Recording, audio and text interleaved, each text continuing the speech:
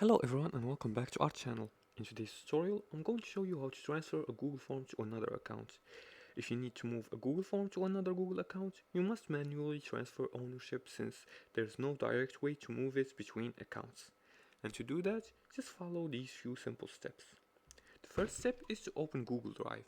And to do so, just go to your web browser and then type in the search bar drive.google.com. After that, make sure you log in using your Google account's credentials. The second step is to share the form with the new account. And to do that, browse your Google Drive to find the form you want to share, and then right click on it and select share from this drop down menu and click on share.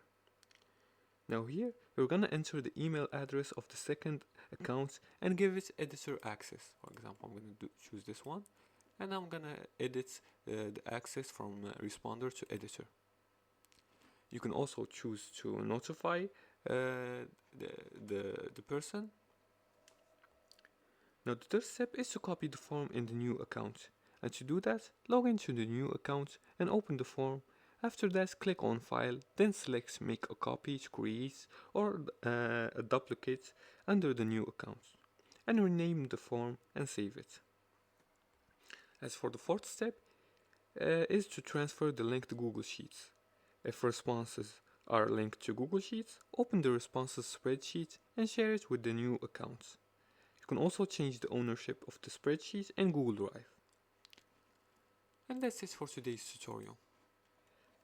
Since Google does not allow direct transfers between accounts, you must share and duplicate the form manually. This method ensures you keep a backup of the original form and responses.